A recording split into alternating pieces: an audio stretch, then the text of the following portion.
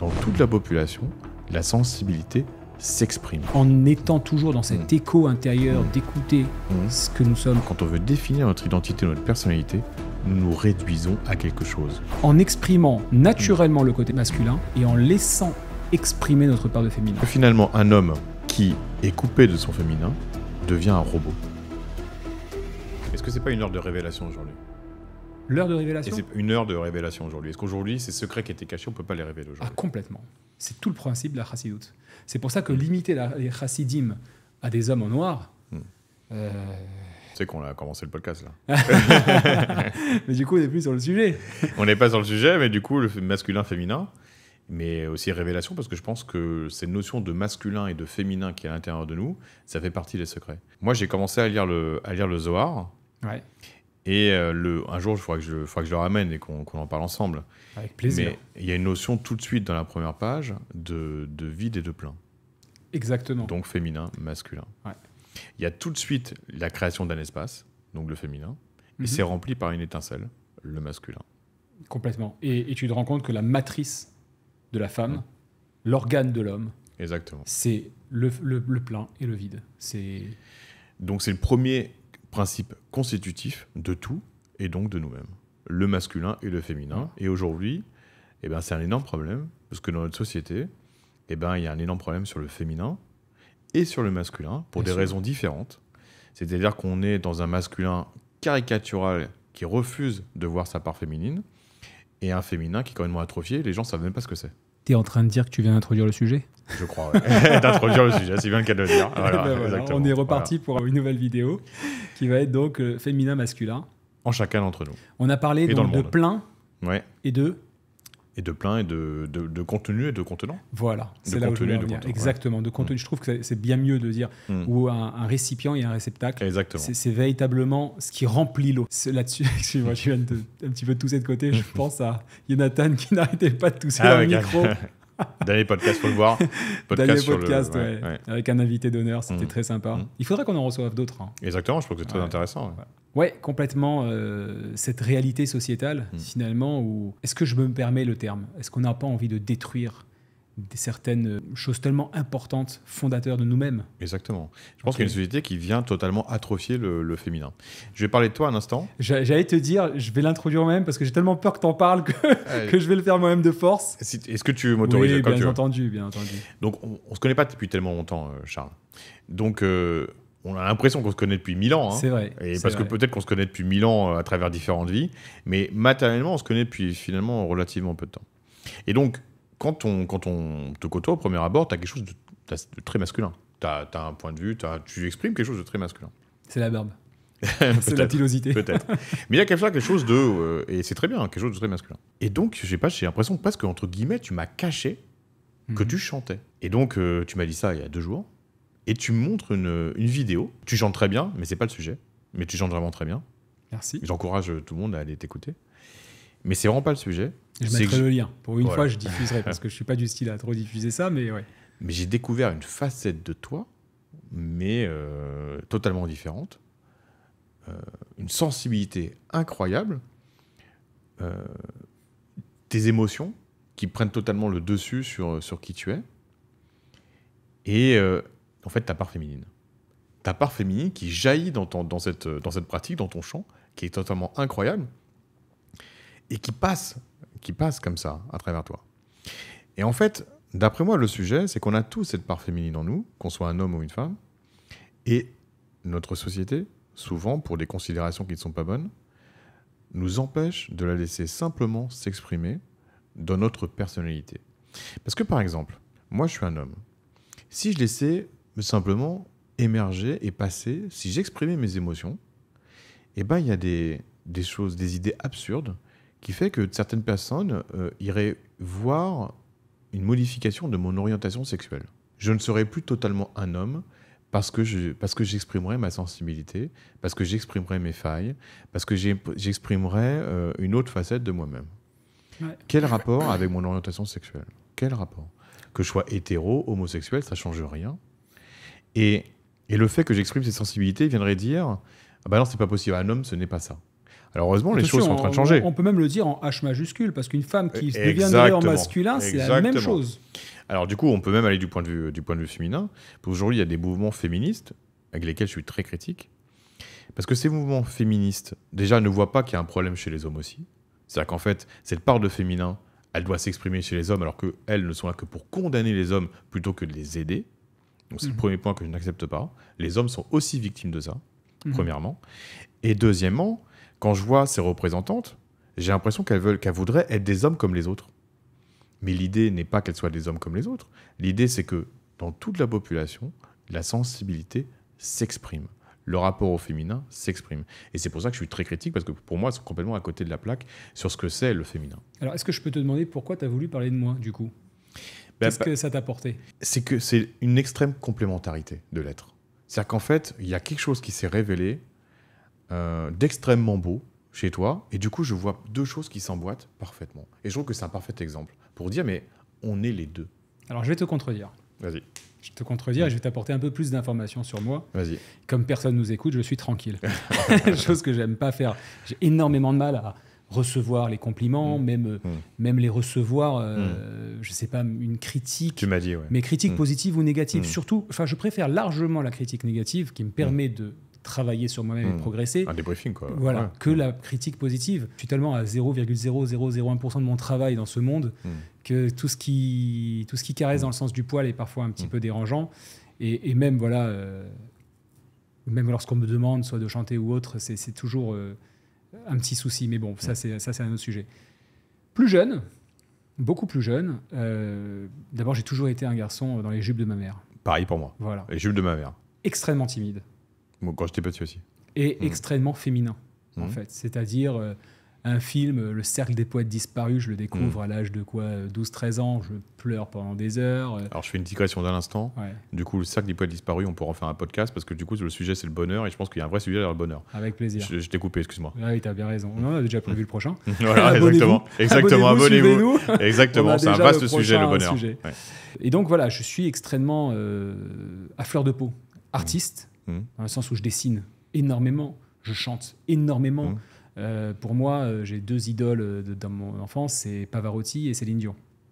Je chante les deux sans aucun souci. C'est-à-dire que c'est mon challenge enfant de pouvoir toucher les notes All by Myself de Céline Dion. T'as pas pris les plus faciles. Ah oui, j'ai pas pris les plus faciles, mais non, parce que si tu veux, j'entends un jour que la voix, j'entends ça très jeune, que la voix n'a rien d'exceptionnel, les notes n'ont rien d'exceptionnel et qu'un nourrisson émet des sons tous extrêmement aigus, extrêmement graves selon ses pleurs, et qu'on peut tous y arriver avec un peu de travail. Et donc à partir du moment où on parle de travail, je me dis, il n'y a aucun souci. Donc si quelqu'un peut le faire, moi je peux le faire. Et en fait, j'entretiens ça. Et quand on me dit que quand je vais muer, je vais passer avec une voix beaucoup plus grave, toute mon adolescence, je travaille sur le fait de ne pas perdre mes notes. Et donc aujourd'hui, enfin, j'ai été ténor de la Grande Synagogue de Strasbourg pendant ténor assistant pendant plusieurs années, une quinzaine d'années. Donc ça a été long. Et effectivement, le chant m'appartient, joue un rôle important. Mais ce que je voulais dire, c'est que plus jeune, j'ai été extrêmement critiqué par cette partie féminine trop présente. Qui t'a critiqué ? Tout mon entourage. Ça commence par les frères et sœurs, parfois le paternel, évidemment, mais aussi les amis. Les amis où j'étais la personne qu'on ne devait pas approcher. Parce que soit trop sensible, soit trop froid, soit... Donc si tu veux, il y avait pendant longtemps une recherche, à travers une carapace, certainement, une recherche de place. Où est-ce que je suis ? Parce que j'aime parler, j'aime être entouré, mais en même temps, si on me dit un truc de travers, moi je peux pleurer très facilement. Et donc du coup, il y a eu un changement doucement de positionnement. De positionnement parce que voilà, j'ai envie d'avoir un vrai réseau, j'ai envie d'avoir des vrais amis, etc. Et ce masculin qui s'exprime davantage. Mais on est en plein dedans. Bah oui, c'est parce ce que je veux qu'il dire, y a, exactement. au lieu de me donner, alors là évidemment je parle enfant, aujourd'hui j'ai toutes les armes qu'il faut, mais enfant, au lieu de me donner les armes en me disant mais c'est extraordinaire, la partie féminine que tu as, révèle ta partie masculine en toute tranquillité, tout en gardant cette partie féminine, j'ai été obligé à un moment donné de planquer cette partie féminine. Tu m'as dit quelque chose et je t'en remercie et je le dis sans ego absolu, tu m'as dit que dans ma manière de chanter, j'exprimais, c'est ça, j'exprimais l'émotion. L'émotion, Pour moi, chanter sans émotion, ça veut rien dire. Ouais. Tu exprimes une émotion, mais tu exprimes aussi une faille, parce que tu parles de ton papa dans cette magnifique chanson. Et du coup, ben... Oui, j'ai composé, pour ceux qui nous écoutent, j'ai composé une... En fait, je suis rentré dans un studio très important, d'une personne très importante, je lui ai dit, voilà, je voudrais en fait moderniser l'opéra. Et il m'a dit, ça ne m'intéresse pas. Okay. Voilà. Et il m'a dit, moi, je trouve le projet superbe, mais lui, il m'a dit, ça ne m'intéresse pas. Si tu ne chantes pas quelque chose qui vient de toi, ça ne m'intéresse pas. Alors, j'ai appris par la suite que c'est quelqu'un qui a fait le tour de la musique, qui a une carrière incroyable. Je ne le connaissais pas du tout. Et qui cherche des choses nouvelles, qui cherche quelque chose de profond. Ça nous rejoint. Exactement. Et je lui dis, mais moi, je fais comment ? Et il me dit, bah, tu vas composer quelque chose. Je ne suis même pas musicien, je tapote du piano comme ça, je ne connais pas les accords principaux. Et il me dit, bah, je vais te montrer. Et il m'offre 1 heure de son temps et on compose un petit quelque chose.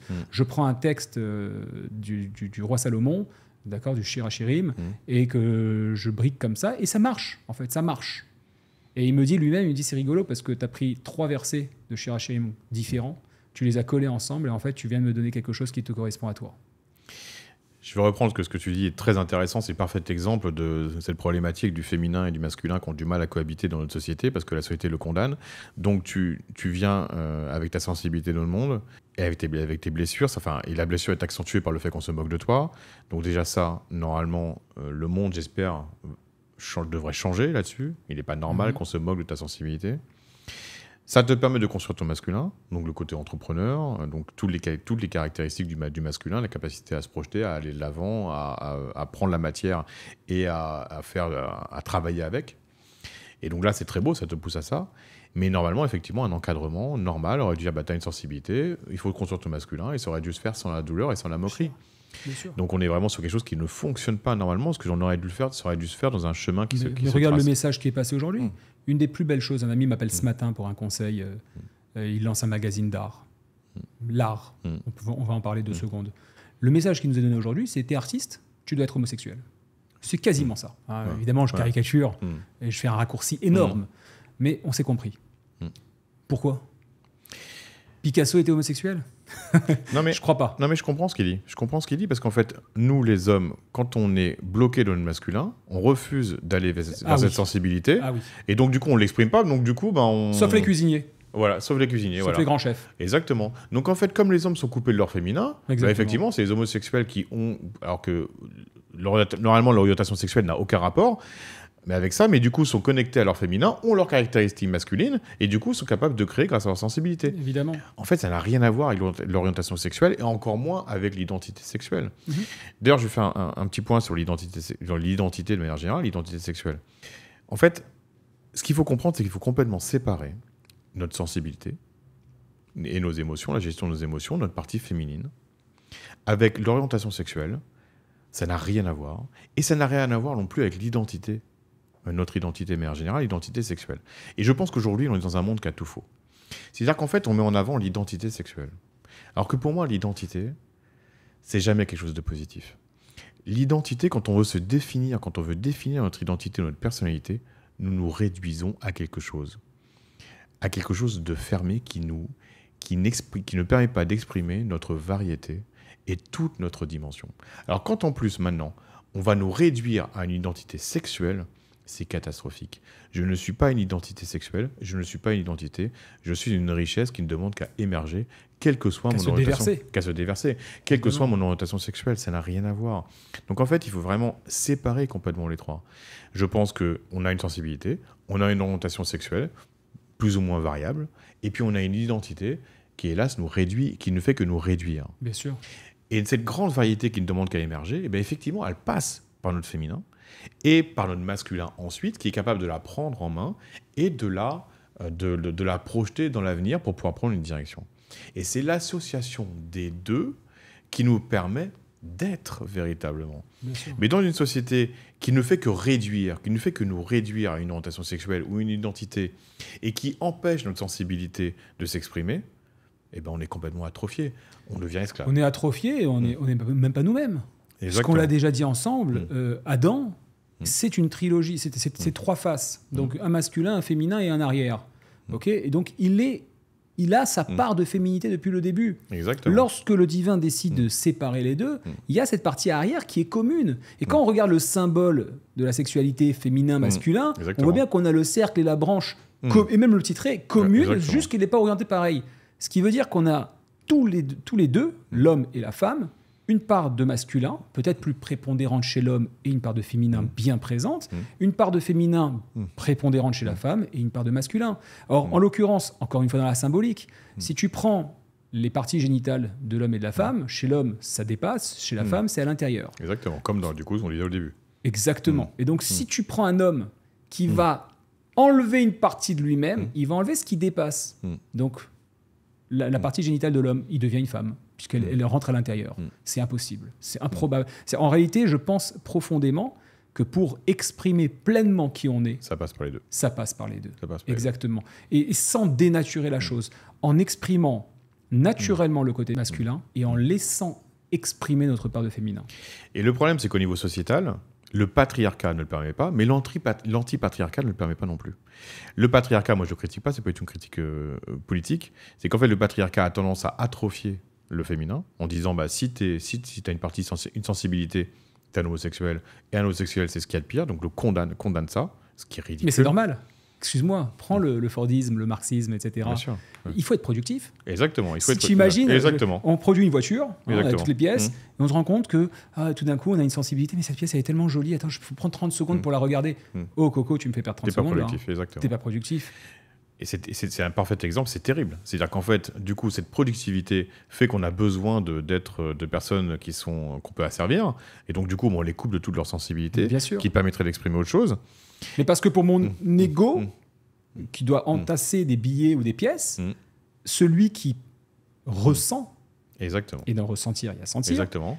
Et ben, il me fait perdre mon temps. Exactement. Et il me dérange. Et il pourrait ressentir que ce n'est pas juste. Exactement. Exactement. Et il pourrait exprimer quelque chose de personnel qui ne serait pas productif pour le système. Bizarrement, quand tu vois un bâtiment ancien qu'on veut remettre à bien, qu'on veut relancer, et ben, tu as chaque artiste qui vient, qui sort son pinceau, qui sort sa pâte, etc., et qui va venir dire, bon, alors moi, je vais le produire comme si. Chacun prend sa place. Et on rend le plafond, sa version d'origine, on le rend magnifique. Pour autant, chacun est venu apporter sa part. Et on ne regardera pas si l'artiste qui travaille, enfin l'artisan du moins, artisan et artiste, artisan qui travaille est une femme ou un homme. On verra ses compétences et ce qu'elle apporte. Exactement. Et la problématique, c'est que du coup, le patriarcat, dans son système productiviste, ne permet pas ça, mais l'anti-patriarcat n'a rien compris. Et du coup, est dans une critique systématique de l'homme, ne voyant pas que l'homme aussi est victime de ça. Et donc, on est dans... Aujourd'hui, la possibilité d'associer les deux au niveau politique, mais il n'existe pas. Personne ne propose ça. Il n'y a que les personnes qui sont comme nous, ouverts d'esprit et dans une forme d'ésotérisme et de réflexion, qui disent, mais attendez, en fait, c'est les deux qui doivent fonctionner ensemble. Et la lumière personnelle et la lumière du monde passera dans l'acceptation de l'association de ces deux énergies pour transcender notre vérité personnelle et la vérité politique du monde. Ouais. Allons-y pour un petit peu de Bible. Vas-y. Dans toutes les fêtes juives, il est écrit que quand le Messie viendra, Mashiach, le Messie, celui qui est oint, une énorme partie de ces fêtes vont disparaître. D'accord ? Certaines vont rester.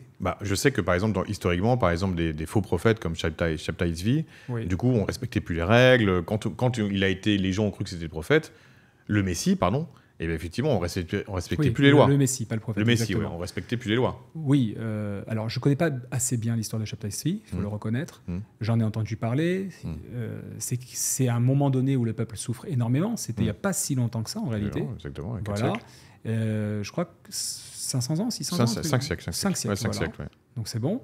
Et effectivement, au début, il n'est absolument pas suivi, mais il y aurait des signes qui ont fait que... L'attente de Gaza, qui fait que le grand érudit de l'époque, il dit c'est tu es toi qui se trompe complètement. Voilà, il se plante complètement. Voilà. Ce qui donne un espoir au peuple énorme. La moitié des Juifs d'Europe y croient. Ils croient, exactement, c'est ça. Ouais. Et il y a un espoir énorme. Et bon, il y a beaucoup de choses qui sont... C'était une digression. C'était une digression, exactement. Ouais. Tout ça pour dire, donc il y a des fêtes qui vont disparaître. Par exemple, juste comme ça, c'est toujours un peu de culture en plus, Yom Kippour, le jour de Kippour, le grand pardon, qu'on traduit très mal. C'est pas du tout le grand pardon, hein, c'est presque le jour où on donne le jugement et pas le pardon. Ça, on est censé être pardonné déjà un petit peu avant, mais ça c'est un détail. Va devenir, où on jeûne, où c'est un jour où certains pleurent, etc., va devenir un jour de joie. Parce que Kippour, en hébreu, c'est Ké Purim, comme Purim. Donc le jour de joie, la fête du déguisement, qui n'est pas une fête de déguisement, encore une fois, qui est une fête de révélation. Le vrai déguisement de Purim, pour ceux qui nous écoutent, je savais pas non plus. C'est d'être soi-même. Donc si toi tu te vois, alors moi je me suis déguisé en religieux, Okay. Je me suis déguisé en femme, d'accord. Je me suis déguisé en diable. Tu vois, chaque année j'ai changé un petit peu en fonction de comment j'aurais aimé me sentir. C'est un jour où tu peux être toi-même. Je me suis même déguisé un jour en noir absolu. J'ai mis une perruque noire, je me suis pris un bouchon de bouchon liège. C'était une erreur terrible, il aurait fallu faire avec du maquillage. Et je me suis peint tout le visage en noir avec une barbe de 3 jours. Donc c'était, même ma sœur ne m'a pas reconnu pour te dire. Les bras, tout, c'était horrible. Mais voilà, c'est très très drôle parce qu'en fait, c'est le jour où il n'y a pas le jugement de l'autre, le regard de l'autre. Exactement. Voilà. Et bien, tout ça pour dire que 2 fêtes vont rester. Hanouka et Purim. 2 fêtes, entre autres, parce que Kippour aussi changera de rôle, etc. Mais beaucoup vont disparaître. Pourquoi ? C'est intéressant, ces 2 fêtes. Elles sont 2 fêtes qui n'appartiennent pas au Tanakh, qui n'appartiennent pas aux 5 livres de la Torah. Elles ne sont pas écrites dedans. Elles sont venues par la suite. Okay. Bah oui, puisque oui, bien sûr. Bah oui. Assuérus pour Purim. Bien sûr. Hanouka, c'est Hashmonaïm, donc les Grecs, etc. Des brèches de destruction du temple de Jérusalem. C'est après l'histoire biblique. C'est intéressant de voir que ce sont 2 fêtes où les hommes sont intervenus. D'un côté, les prêtres du temple, les Hashmonaïm, donc les Kohanim, sont intervenus. Ce n'était pas leur rôle d'être des soldats. Mais je ne vais pas m'éterniser sur Hanouka, je vais parler de Purim. Pourquoi ? Parce qu'à Purim, il y a 2 entités qui ressortent, le masculin et le féminin, qui sont Mardoché, Mordechai, et Esther, la reine Esther, qu'on connaît tous bien. Et là-dessus, je voudrais porter 2 petites anecdotes tellement fortes de sens. Il faut savoir que, petite histoire, Assuérus va faire tuer sa femme Vashti parce qu'elle lui demande de venir se présenter devant lui et qu'elle refuse. Je ne rentre pas dans les détails, c'est pas le lieu pour ça. Et donc va chercher une nouvelle épouse. Esther étant l'une des femmes les plus belles du royaume, elle fait partie de la sélection. Elle est du peuple juif. Elle est partie du peuple juif, totalement. Là, on parle des Juifs. Juifs. Ils sont emprisonnés à Babylone. Ils sont emprisonnés où Qui ? Les Hébreux. Non, absolument nulle part. Non, ils vivent dans le royaume. Mordechai, Mardoché, donc, est un des conseillers du roi. Il joue une forme de conseil, je crois, si je dis pas de bêtises, à côté de Haman, qui est lui le premier ministre, d'accord. Lui, il a un petit rôle, en fait, Mardoché. Et donc, Esther, il va décider de la cacher au début, mais finalement, ça peut pas se passer. Donc, elle va être récupérée et elle va être choisie comme épouse du roi. Très rapidement, Esther va révéler une sorte d'opposition à son rôle. Et Mordechai, clairement, Mardoché, va rappeler à l'ordre le rôle d'Esther et lui dire « Ma chérie, t'es pas devenue épouse d'un non-juif pour rien, tu as un rôle à jouer pleinement et tu dois le faire. Arrête de perdre ton temps parce que sinon, là où tu es, ça n'a servi à rien. » Et là, tout de suite, tu vois, c'est le rappel à l'ordre, c'est-à-dire rappel de dire « Femme, féminin que tu es, exprime ta féminité pleinement. » Et comment elle va l'exprimer ?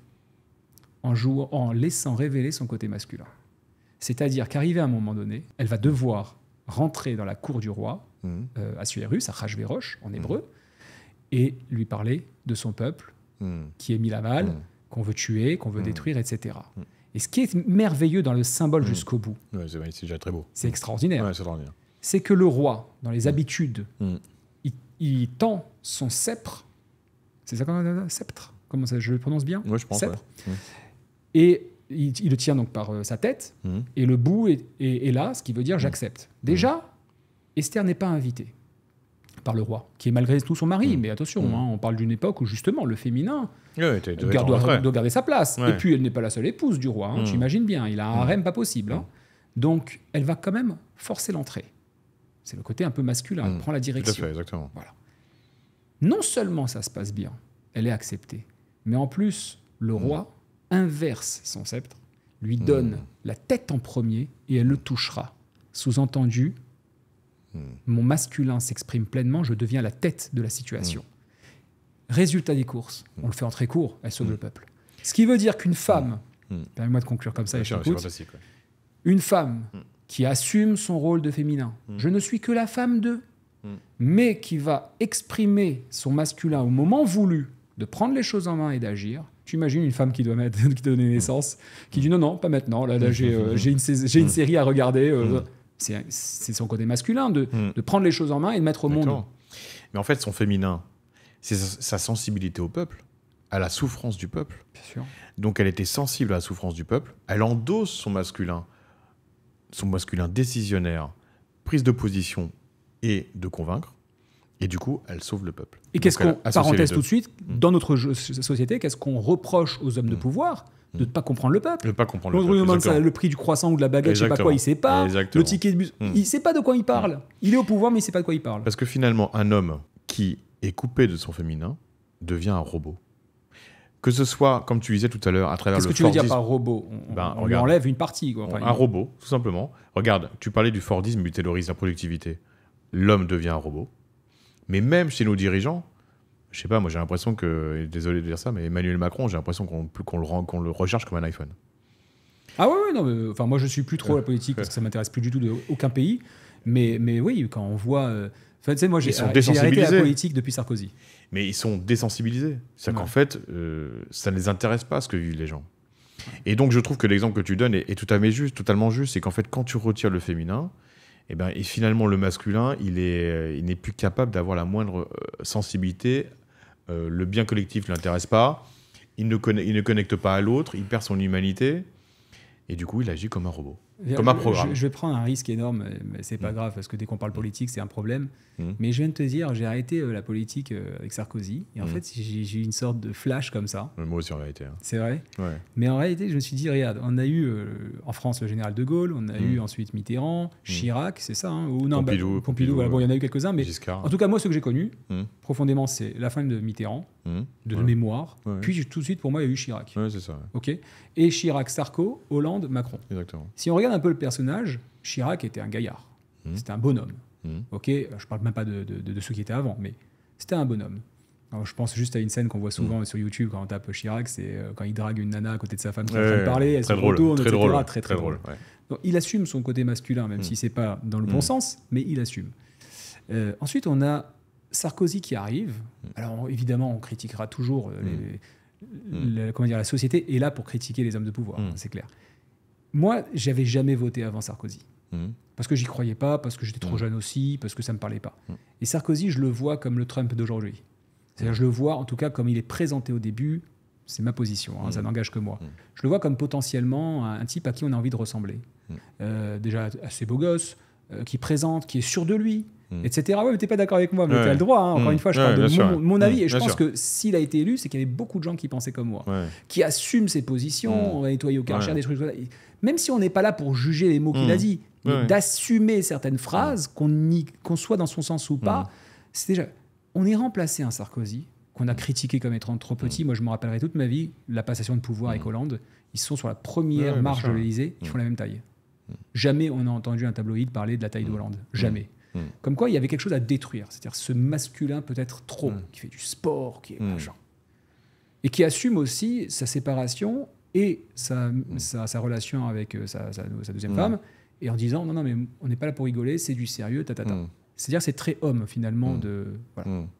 Hollande, on ne sait pas trop. La présentation, je parle pas de son rôle dans le pays, je parle de l'emblématique. Hein. C'est une pause dans l'histoire. C'est une pause, c'est ça. C'est une pause. Il part en scooter, il isozote, enfin pas isozote, mais il hésite dans sa manière de parler, sauf son discours moi président, à part ça qui était vachement pas mal, au niveau verbal, à part ça, c'est du vide. Et aujourd'hui, un Macron dont, si on regarde, finalement, c'est entre les deux. C'est-à-dire qu'on discute sur son couple, on dit qu'il est homosexuel, on juge ses actions, mais en même temps, quand il parle, il a l'air quand même assez, entre guillemets, convaincant, c'est-à-dire qu'il a l'air sûr de ce qu'il dit. Dans quelle direction veut nous emmener la société? Est-ce qu'au bout d'un moment, c'est pas à nous de prendre une position et de dire voilà ce que nous voulons? Alors, juste, je vais reprendre depuis le début, je vais reprendre depuis Chirac. Choses, hein, je suis désolé. Je vais reprendre depuis Chirac.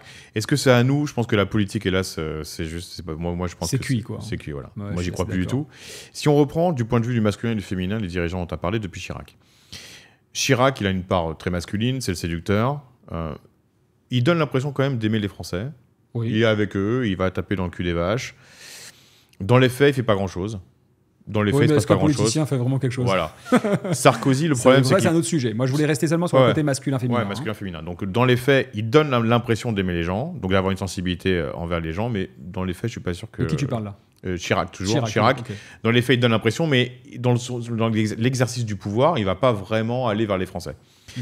Sarkozy, dans la politique, il donne l'impression d'aimer les Français, mais son pouvoir, quand il l'exerce, je vois qu'une grande vacuité. Je pense qu'il n'a pas fait grand-chose pour régler les problèmes des Français. Hollande, c'est la vacuité du début à la fin. Je pense qu'il n'y a pas grand-chose à dire. Et on est passé à Macron avec juste une sorte de logiciel, très bon technicien, mais qui n'aime ni la France ni les Français. Robotisé, ce que je disais tout à l'heure, robotisé. On a un robot technicien qui parle très bien de technique, et puis derrière, il n'y a rien. C'est qu'en fait, les Français se sentent seuls et pas dirigés. Donc, si on aborde du point de vue du masculin et du féminin, tu vois bien qu'il y a quelque chose qui ne matche pas. Je trouve qu'il y a quelque chose qui ne matche pas, il y a quelque chose qui fait que... Mais le problème, ce sont nos représentants. Exactement. Mais aussi notre... C'est-à-dire que les problèmes... De l'autre côté, attends, je reprends. C'est-à-dire que je pense qu'il y a nos représentants, mais du coup, parce que la France a beaucoup compté sur ses représentants, avec des rois très forts, avec des personnages, même De Gaulle très fort, Pompidou encore très fort. Mais maintenant, la responsabilité, elle va sur nous. Tu peux plus compter. D'où ma conclusion, ma question de conclusion. Exactement. Tu peux plus compter maintenant sur les politiques. Maintenant, c'est toi. Donc maintenant, ça donne. Avec Internet et compagnie, tu as une plus grande liberté pour l'accès à la connaissance, ce qui permet un peu de compenser ou pas l'effondrement de l'école. Ça permet d'aller chercher des choses qui vont aller vers ton émancipation et te dire, voilà, je suis maître de ma vie, je vais devenir de plus en plus maître de ma vie et je vais moins en demander à la politique. Et je pense que c'est pour ça qu'on fait le podcast. Regarde, finalement c'est... J'ai pas envie de dire la boucle est bouclée parce qu'il y a tellement de sujets encore à traiter, mais en tout cas, on est en train de construire cette boucle. Exactement. Précédemment, on parlait dans le passé du libre arbitre. Maintenant, on parle du rôle de ce qui nous compose, le masculin et le féminin. Je veux dire, finalement, en étant toujours dans cet écho intérieur d'écouter ce que nous sommes et de l'assumer envers et contre tous. Exactement, pleinement. Delon a dit un jour, mon père m'avait dit, si tu as un ami, t'es riche. Et il dit, j'ai 2 amis, donc je suis très riche. Aujourd'hui, l'objectif, c'est d'avoir un maximum. Exactement. Il faut plaire à tout le monde. Ouais, c'est cuit. Ouais, c'est cuit. Tu vois, si j'ai un ami, c'est déjà extraordinaire. J'ai quelqu'un à qui je peux épandre, je crois qu'on dit, mon âme. Ouais, voilà. Et donc, c'est déjà énorme. Et si on était moins dans la recherche de plaire à son voisin, à sa voisine, à ses parents, à son boss, etc., et à son chien, aujourd'hui, on doit plaire à son chien, c'est pas possible. Mais quelque part, moi, ce que je souhaite, c'est que toi et moi, on soit détestés. Parce que ça veut dire que du coup, notre message est diffusé. Ouais, et si on est beaucoup détesté, ça veut dire qu'on sera aussi beaucoup écouté et qu'il y a beaucoup de gens aussi qu'on pourra aider à travers le message. L'objectif, c'est d'aider. Exactement. Donc en fait, l'idée, c'est pas plaire à tout le monde. L'idée, c'est d'être soi-même singulier, d'exprimer qui l'on est. Et ça va forcément déranger ceux qui ne suivent pas ce chemin-là. C'est-à-dire que ceux qui sont dans le moule, qui sont robotisés, eh ben, des personnes qui s'expriment comme nous, avec notre expérience, avec notre compréhension du monde, on n'est pas des experts diplômés d'une école, on n'est pas formatés. On essaye de faire parler notre âme. Et c'est pour ça qu'on sera critiqué, il faut le savoir. Et ben, c'est pas grave, c'est partie du jeu, en fait. Acceptez la critique. Faites-vous plaisir. Exactement, acceptez qu'on soit sensible. Non, mais par contre, moi, je suis très attentif. J'aimerais bien lire des critiques dans les commentaires. J'aimerais bien qu'on puisse rebondir à un moment donné. Et là, je pense que c'est stérile. Ouais. Quelqu'un qui n'est pas dans cette démarche-là, tu n'arriveras pas à le convaincre. Oui, je ne parle pas de ça. Ouais. Je parle vraiment de quelqu'un qui soit... constructif. Oui. Ah, bah ça, par voilà. contre, Donc, même si c'est agressif, c'est pas grave. Ouais. Si ça l'a touché, et si c'est un argument valable, pourquoi pas prendre un argument agressif et négatif et le poser sur la table pour le partager. Et ben, je souhaite qu'un jour, un de nos podcasts soit la réponse à ces critiques plus ou moins bienveillantes, constructives. Et on pourrait faire un podcast un jour pour les lire et dire complètement. Voilà. Et peut-être qu'on s'est trompé là, et peut-être qu'on n'est pas parfait, donc nos pensées peuvent évoluer aussi. Je vais ramener un petit peu de Torah encore. Vas-y. Il y a une autre personnalité, et qui n'est pas la seule en fait, je t'en ai parlé un petit peu avant, qui montre, c'est une femme, encore une fois. Parce que c'est vrai que lorsqu'on lit la Torah, on a l'impression qu'il n'y a que des hommes qui agissent. Et ça, c'est extraordinaire parce que dès qu'on se penche un tout petit peu plus dans le détail, évidemment, il faut sortir la loupe. Il faut savoir lire entre les lignes. Mais est-ce que le féminin, ce n'est pas ça? C'est-à-dire celle qui agit fortement de manière cachée, un petit peu, mais très fortement. Je ne sais pas pour toi, mais... Mais c'est vrai pour nous, c'est vrai à l'intérieur de nous aussi, bien sûr. Parce que c'est ça qui nous porte. C'est notre féminin à nous, intérieurement, qui nous porte. De la même manière que nos femmes nous influencent, nos émotions féminines influencent nos choix. Exactement. Je veux dire, tu choisis pas une voiture parce qu'elle t'emmène d'un point A à un point B. Exactement, il y a toujours ce côté design qui te plaît, etc. Si c'est pas le féminin, ça. Ouais, mais du coup, on en revient à un autre. Du coup, on revient à ce que tu voulais dire. C'est qu'en fait, le problème, c'est qu'il y a aussi notre ego. La voiture, le choix de la voiture, c'est peut-être j'ai la plus grosse. Tu vois ce que je veux dire? Double symbole de j'ai la plus grosse. Oui, mais tu peux avoir la. Prends un dragster. Dragster, c'est la plus grosse. Ouais. Tu vas pas faire des courses à Auchan avec. Voilà. C'est-à-dire qu'il y a quand même une sélection. Si les marques Aston Martin, Mercedes, tout ça, je pense à Aston Martin parce que la dernière est tellement somptueuse. Ils ont enfin réussi un design. J'adore cette marque qui est encore fait à la main. Le côté artistique. Tu connais très peu, je te l'annonce. Mais du coup, là, tu vois, c'est ta sensibilité qui parle. C'est pas ton ego, tu vois. Donc, mais pourtant, à mon sens, il ratait le design. Les dernières qui viennent de sortir il y a un mois, exceptionnelles. Et bon, ça a beau être puissant, ça a beau être rapide, donc la plus grosse, entre guillemets, s'il n'y a pas ce côté de féminin qui intervient, bien sûr, c'est vide. C'est vide. C'est vide. C'est vide. Donc tu vois bien qu'on en a besoin et que ça nous dirige. Mais j'ai l'impression que tu voulais nous parler d'une femme entre les lignes du coup dans la Torah. Exactement, mais même de manière générale. Si on fait un peu le tour, on va avoir Adam, Noé, donc Adam, Nishon, Noach, Abraham, Isaac, Jacob, Yehuda, Réhouven, c'est donc les enfants de Jacob. Yehuda, c'est celui qui va avoir une relation avec une prostituée. En réalité, ce n'est pas le cas. Et elle deviendra sa femme, enfin, etc. C'est plus complexe. Réhouven, c'est celui qui va diriger la vente de son frère Yosef. Donc Joseph. Moïse. Mais où sont les femmes? Où sont les femmes? Alors qu'en fait, la Torah transpire des femmes à tous les instants. Mais à tous les instants. Comme je te l'ai dit, la sœur de Moïse, donc la fille de ses parents, va sauver Moïse, la naissance, puisque sans cela, on en a déjà parlé, le couple aurait divorcé. C'est elle qui va intervenir à l'âge de 6 ans. Regardez notre vidéo avec notre invité, où on en a parlé. Sarah, la femme d'Abraham, va venir non seulement accepter dans le Lech Lecha de partir avec son mari, mais va diriger tout son mari dans ses choix futurs. C'est elle qui acceptera, il lui demande.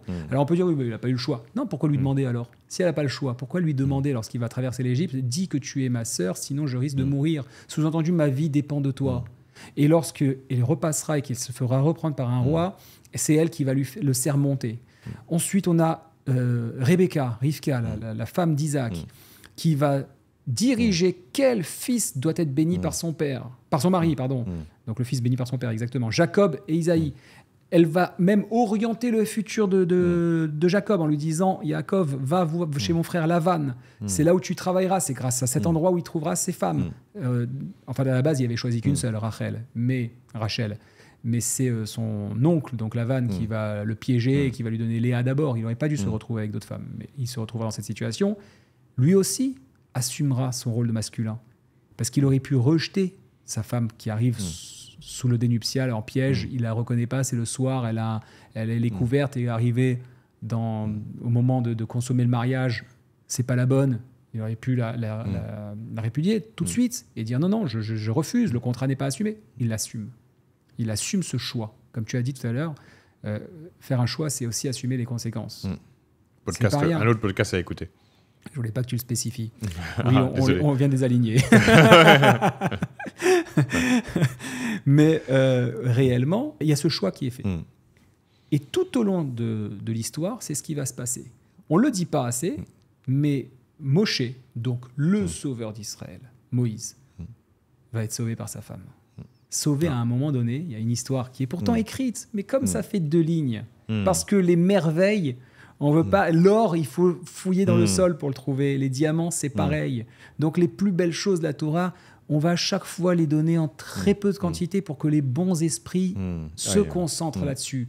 Et en inversé de 10 mots ou 5 mots, chaque lettre a son importance, comment elle est construite, comment la forme grammaticale a un sens, comment le choix du mot, sa racine en elle-même est puissante. Qu'est-ce qui se passe? Ils dorment dans leur tente, tranquillement. Voilà qu'un serpent se glisse dans la tente et avale, certainement un anaconda ou un truc comme ça, avale Moïse jusqu'à la taille. Sa femme se lève, se réveille de ça, attrape le serpent et le tue. Elle sauve son mari. Elle fait en même temps la circoncision de son fils. Le texte nous dit quoi? Moïse aurait dû mourir à ce moment-là parce qu'il a décidé, libre arbitre, podcast précédent, de repousser le jour de la circoncision de son fils. Et donc, comme par hasard, le serpent, lorsque sa femme le trouve, il est en train de mordre les parties génitales de Moïse. Enfin, en tout cas, il risque. Et c'est à ce moment-là qu'elle attrape. Tout a un sens, tout est symbolique, évidemment. Tout est dans la symbolique. Mais on ne le dit pas. Pareil, lorsqu'il décide de se séparer de sa femme momentanément pour pouvoir découvrir le divin, elle l'accepte, elle retourne chez son père. Comment dire, pas de réponse, c'est déjà une réponse, disait l'autre. Ce n'est pas parce que la femme n'est pas de manière prépondérante son masculin, à hurler, à faire des problèmes, etc., qu'elle ne s'exprime pas fortement. Nous deux, nous avons chacun une chérie. Nous savons à quel point, lorsqu'elles nous font la tête 5 minutes, ça nous déroute. On n'a pas besoin d'une journée. 5 minutes, on n'est pas bien. C'est rude. C'est rude, tu vois. Et on veut savoir. On veut, mais qu'est-ce qui se passe, ma chérie dis-moi. Mais ce qui est intéressant, c'est que du coup, symboliquement, dans la vie, dans le couple, ou à l'intérieur de nous, c'est le féminin qui nous porte. À l'intérieur de chacun d'entre nous, c'est le féminin qui doit nous porter. Et si c'est pas notre féminin qui nous porte, ça veut dire qu'on devient des robots. Et il y a beaucoup de gens qui se sont coupés de leur féminin, sont d'une certaine manière des robots. Et on en revient toujours finalement au premier podcast qu'on a fait ensemble. Un robot, un esclave, servitude. Pour sortir de la servitude, il faut s'appuyer sur son féminin intérieur. Donc robot et servitude, que ça soit dans nos tâches du quotidien, que ça soit dans l'expression de nos émotions, exactement, que ça soit dans l'expression de notre parole. Exactement. Je parlais, ça c'est vraiment pas prévu aussi de le dire, j'étais dans ma famille il y a quelques semaines, on déjeune tous ensemble et il y a un moment où il y a un petit souci dans la famille, rien de méchant, tu vois, mais il faut parler, il faut libérer quelque chose. Et certains se mettent à parler et ça en arrive mon tour, c'est pas programmé, mais je sens qu'il faut que je dise quelque chose. Je dis quelque chose. Bon, l'alcool aidant un petit peu, j'avais vu un petit verre de vin rouge. Je me mets à pleurer. Les larmes coulent. Mais je ne m'arrête pas pour autant. C'est-à-dire qu'à ce moment-là, et vraiment je le sens maintenant que tu le dis, j'assume ce côté féminin qui donne de la profondeur aux mots, qui libère quelque chose, et j'assume ce masculin de dire, attends, j'ai quelque chose à dire, et j'y vais jusqu'au bout. Et je t'assure que, on me l'a témoigné par la suite, ça fait du bien à tout le monde. Tu vois. Et je pense qu'effectivement, un homme qui a peur de pleurer n'est pas un homme.